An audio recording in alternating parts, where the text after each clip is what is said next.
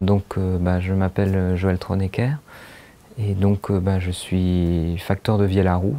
Je me définis comme artisan et comme constructeur d'une certaine manière aussi.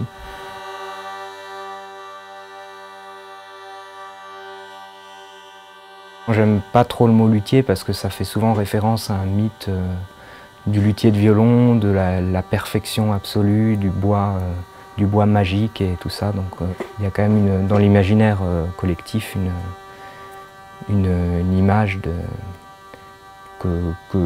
à laquelle je ne m'identifie pas, quoi. Mon père est passionné de musique baroque en particulier et il avait construit des clavecins en kit dans les années 70-80. Et du coup, j'ai toujours vécu dans les instruments de musique, mais sans jouer de musique. Et en fait, les instruments m'intéressaient plus que le fait de jouer de la musique. En fait, ce qui a été un peu un déclic, c'était un concert de Marc Perron, donc il joue de l'accordéon diatonique, et sa femme joue de la vielle à roue. Mais en fait, l'instrument m'a attiré avant le son qu'on pouvait en tirer. Et je suis allé au festival à la fête de la vielle à Hanau, dans le Morvan. J'ai su là-bas que j'avais envie de persévérer, enfin de m'intéresser plus à cet instrument et d'en jouer. Je me suis dit que tout me convient pas non plus, quoi. Mais vraiment ça m'attirait beaucoup, quoi. J'avais vu justement quelqu'un comme Dominique Régeff qui joue de la musique contemporaine avec une vielle du 19e et qui fait des choses complètement inattendues. En revenant de ce festival, j'ai décidé de louer une vielle à roue chez un luthier. Donc comme ça se fait souvent quand on débute. Parallèlement, j'ai commencé à fabriquer des instruments un peu plus, de plus en plus, enfin qui se rapprochaient de plus en plus d'une vielle en fait. Et donc en fait, le principe, donc il y a la manivelle qui fait tourner la roue. Après, toutes les cordes peuvent être débrayées de la roue et on peut sinon toutes les mettre dessus, séparément. Donc en fait, il y a trois types de cordes. Il y a donc les bourdons, les chanterelles et les trompettes. Donc qui ont trois fonctions différentes. Donc il y a le bourdon qui est une corde grave qui fait une basse continue en fait, qui correspond à la note de base de la mélodie. Donc voilà. Donc il y en a deux selon les notes dont on a besoin. Après donc il y a les trompettes. C'est le même principe à la base. Donc c'est une note de base mais qui est plus aiguë, mais en fait qui est montée sur une petite pièce mobile là, qui est maintenue plus ou moins en équilibre par cette pièce-là qui tire dessus, qui tire sur la corde. Et ce qui fait en fait que quand on donne un à-coup dans le tour de roue, on a un petit grésillement qui est fait par la pièce contre la plaquette qui est dessous. Donc en fait, ça permet de faire une rythmique en fait.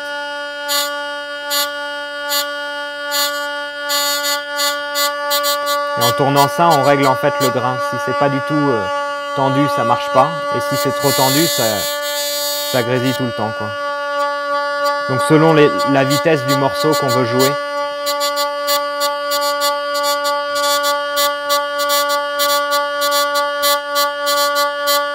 Et donc après, il y a les chanterelles qui permettent de jouer la mélodie. Donc là, on appuie sur les touches pour réduire la longueur. Et donc on a un clavier qui est chromatique, un peu comme un piano en fait, où il y a l'équivalent des touches blanches en bas et l'équivalent des touches noires en haut. Donc, ce qu'on appelle plein jeu, c'est sur une vielle traditionnelle, c'est quand on met toutes les cordes, mais là en mettant un bourdon, une trompette et deux chanterelles, donc on peut jouer, tant qu'on donne pas d'à-coup, il n'y a pas les rythmiques.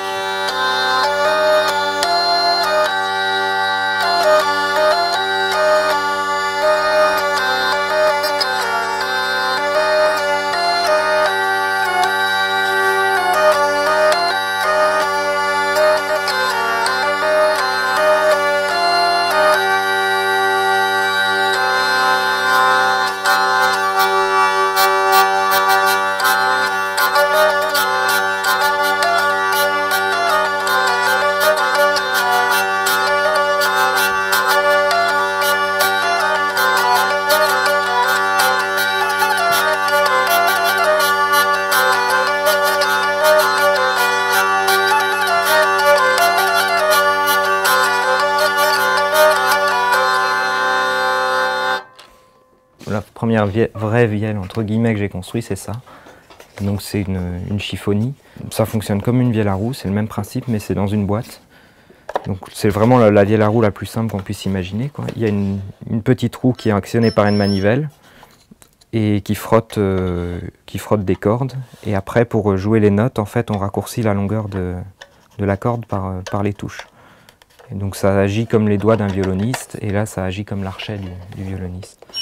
Bon, alors celle-là, elle n'est pas réglée, donc je ne peux pas trop faire une démonstration. Donc c'est la première que j'ai faite qui était à peu près jouable, on va dire. Et bon, c'était en contreplaqué et tout, c'était vite fait. Mais ce qui m'a permis de me lancer vite à faire ce genre de truc, c'est que j'étais étudiant à l'école d'archi et que bon, j'étais passionné donc, par l'architecture, les volumes et la conception de l'espace, ça me passionne. Mais en plus, on faisait des maquettes à longueur de journée. Et donc faire quelque chose comme ça, en fait, ça m'a apparu tout de suite comme une maquette où au lieu que ça soit du balsa, c'était des bois à peine plus durs, mais à concevoir, ça m'a vraiment pas fait peur, quoi. Dans ma démarche, je réfléchis de la même manière que je réfléchissais en archi, sauf que c'est pas la même fonction. Et donc j'ai montré ma vielle à différents luthiers. Ça s'est passé grâce à un copain avec qui j'écoutais de la musique traditionnelle à l'école d'archi. En fait, on avait lu sur internet qu'un des luthiers très reconnus qui fabrique des vielles électroacoustiques et qui exposait là-bas, donc Denis Ciorat, on avait lu qu'il avait fait l'école d'archi à Strasbourg. Donc on s'est dit, ah, c'est marrant, il vient de la même école que nous. Lui, en fait, il a développé la vielle électroacoustique.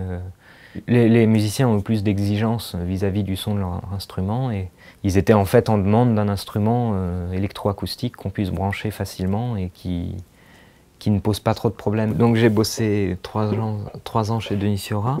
Donc on a fait essentiellement on a fait beaucoup de vielles électroacoustiques, quelques instruments traditionnels et baroques aussi. Et bah, c'était vraiment passionnant comme apprentissage et comme travail. Donc je me suis lancé, donc c'était en 2011. Et donc en fait, parallèlement à tout cet apprentissage avec Denis Ciorat, j'ai aussi développé des instruments qui vont plus loin, on va dire, que les instruments électroacoustiques. Ce sont des instruments électriques, donc qui n'ont plus de caisse de résonance, comme une guitare électrique en fait. Et donc appliqués à la vielle, bon, ça je ne suis pas le premier à faire ça.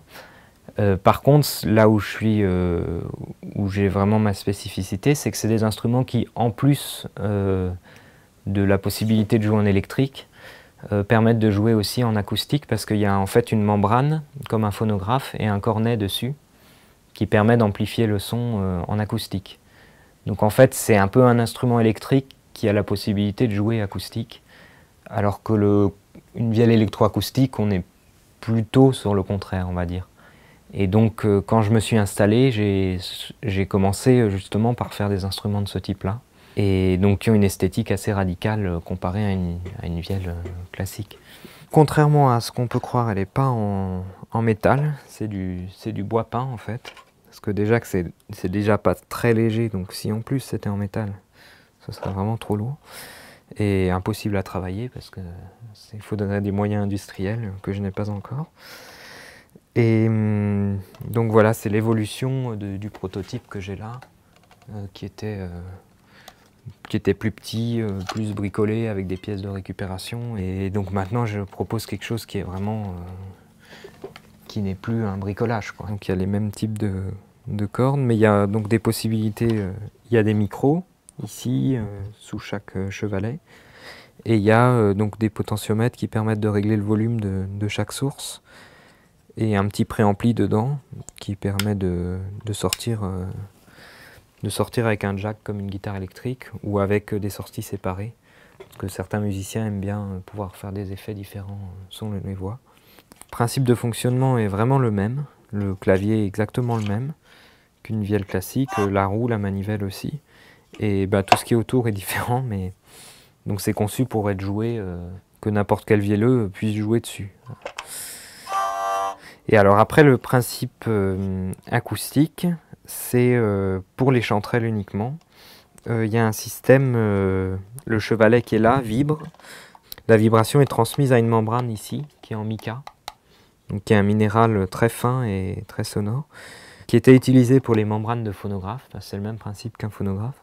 Et le son après amplifié par un pavillon qu'on peut fixer là, si on veut jouer en acoustique. Et donc et qu'on peut enlever quand on joue en électrique ou qu'on veut jouer moins fort. Donc ça fait trois niveaux de puissance, c'est-à-dire sans pavillon. Donc le son est assez faible. Avec le pavillon, on a un son à peu près comme une vielle classique en fait. Sinon, on peut se brancher et là on fait ce qu'on veut, quoi. Donc après, le son est forcément un peu différent, mais ça reste un son de vielle à roue, quoi.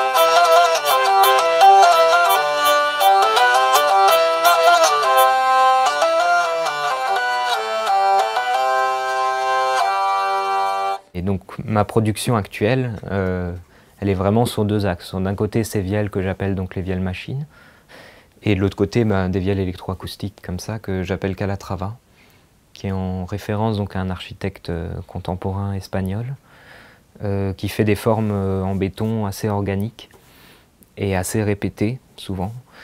Et en fait, c'est une référence à l'intérieur, à la structure intérieure de l'instrument. Donc de l'extérieur, ça ne se voit pas vraiment, mais l'intérieur est assez original en fait. Mais après, sur les instruments classiques, je propose une gamme d'instruments qui va de la vielle assez basique pour commencer, jusqu'à des instruments, selon les options, qui peuvent être assez complexes, avec beaucoup plus de cordes, des prises de son plus complexes. J'ai souvent des idées de concepts d'instruments, de modifications à faire, mais après c'est vrai que j'ai du mal à concevoir en tout cas mon métier, je dirais pas la fabrication de vielle, mais mon métier sans qu'il y ait une demande d'un musicien derrière en fait. La forme là est personnelle, donc c'est moi qui ai décidé de la faire comme ça, pour des raisons ergonomiques d'une part, et pour des raisons esthétiques aussi.